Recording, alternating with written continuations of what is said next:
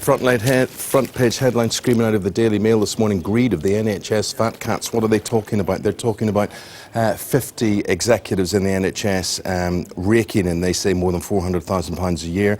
Hospital chiefs getting 35 million pounds in pay rises last year, whilst other staff are being asked to stay 5 years on a pay freeze. Politicians, unions, health campaigners, all calling now for an independent investigation into all of this. Let's go to Westminster now. The Shadow Health Secretary, Andy Burnham, is there. Andy Burnham, when you see a headline like this, does it look like double standards or does it look like no standards? No, I'm afraid it does. I mean, it looks like double standards, doesn't it? Morale is already very low in the NHS, and this isn't going to help. As you say, we've got NHS staff who might be watching this programme this morning, getting ready to go out to work. They've been denied 1% pay rise by this government, and then they look at stories like this, and they must just find it utterly galling. And it's an illustration of a government that's got its priorities wrong on the NHS. We've seen senior pay in the NHS rising above inflation, as you say, when staff have been denied a basic pay rise, and those staff are working flat out day after day. You know, this explains why morale is just so devastatingly low in the NHS at the moment. But you see, the Conservatives, I mean, for all your criticism of it, that they're saying that they'll come up with the £8 billion to balance the books with the NHS. You're not saying that. Well, the £8 billion relates to 4 or 5 years' time, Eamon, and the point is the NHS is in crisis now. We've got A&E last week, the figures showing that number of people waiting over 4 hours has gone up hugely in the last year. And we've also got a growing financial crisis in the NHS. And the point is, the question I would say is, for this election, what are the parties going to do now, this year and next, to ease the pressure in the National Health Service? And Labour is the only party with a funded plan to put money into the National Health Service to begin to deal with these issues, particularly on staffing. We're saying we'll recruit 20,000 extra nurses. Now, why is that important? It's important because we urgently need to break the hold that private staffing agencies currently have over the NHS. The reason why so many hospitals are in growing financial deficit is because they are shelling out a fortune to these private staffing agencies, and we've urgently got to get a grip on that unacceptable situation. But that's not dealing with these executives. I mean, you know, you go round these hospitals, you go round these units all the time, and you must have to acknowledge, for the best people to do the best job, we've got to pay the best prices. What would you do about this and these what are seen as pay excesses? Well, you know, that's the point, isn't it? This is excessive, isn't it? At a time when we're asking other NHS staff to exercise restraint.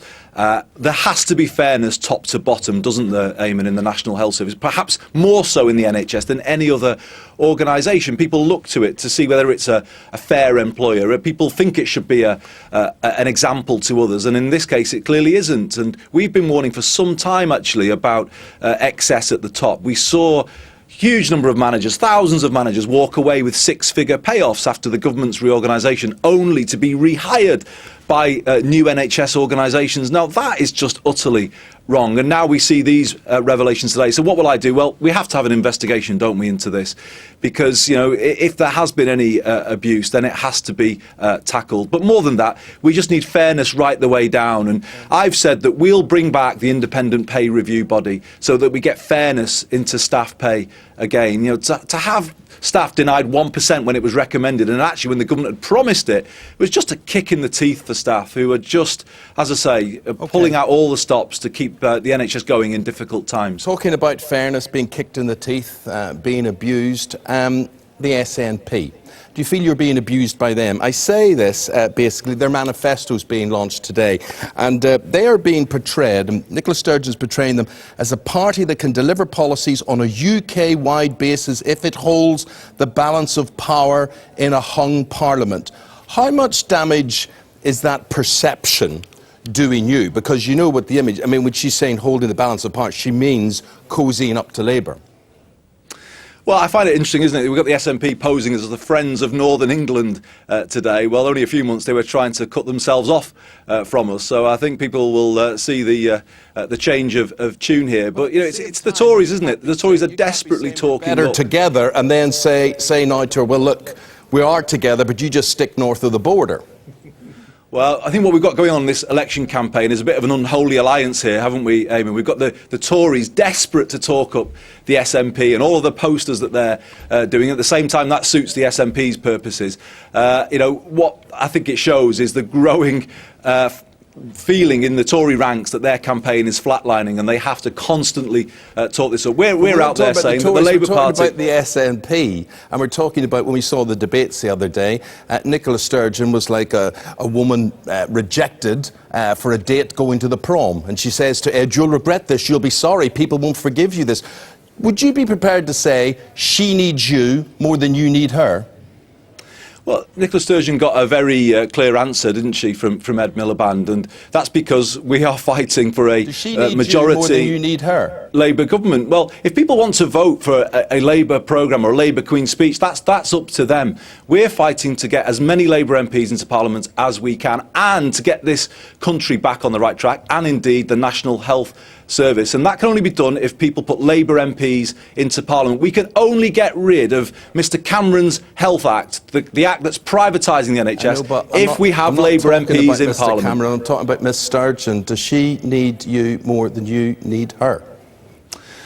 Well, people can speculate all they like, Eamon, about what's going to happen on May the 8th. We're not seeking anybody's support. We're fighting for Labour votes at the moment, and I think it's a bit disrespectful, actually, to the public to constantly speculate on deals that might be done after May the 8th, because that's not where we are. We are fighting for every vote at the moment. I'm highlighting today the risk to the NHS. Like it's going to be a hung Parliament. So the thing is, further down the line, you may not fancy a date with her now, but will you take her out in a few weeks' time? Well, it's ever more ingenious ways of putting the question. I say, if people want to vote for a Labour government's programme, that is entirely up to them. Say, that's not a no. That's not a no. That's going to give the poor girl hope. We're not seeking dates with anybody, Eamon, at the moment. And Ed Miliband gave Nicola Sturgeon a very clear answer in the leaders' debate the other night, didn't he? It was very clear indeed.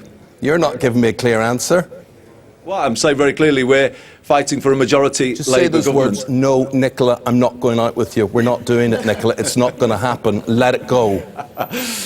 Well, yeah, she can say all she wants, because, as I say, it suits her interest and the Tories to talk up all of these potential deals after May the 8th. I just think it's a bit disrespectful and will turn the public off from this election campaign. They want to know, what are we going to do? Right. What's Labour's plan for the country? What's Labour's plan for the NHS before they cast their vote? And if we look like we're taking their votes for granted or presuming how they're going to vote on May the 7th, then I think it will bring politics into even more disregard. So I think people want to hear me saying what I would do, and I've got very clear plans to repeal Cameron's Health Act, to put the right values back to the heart of the NHS, to recruit 20,000 nurses, and I think people want to hear a bit more about those kind of things.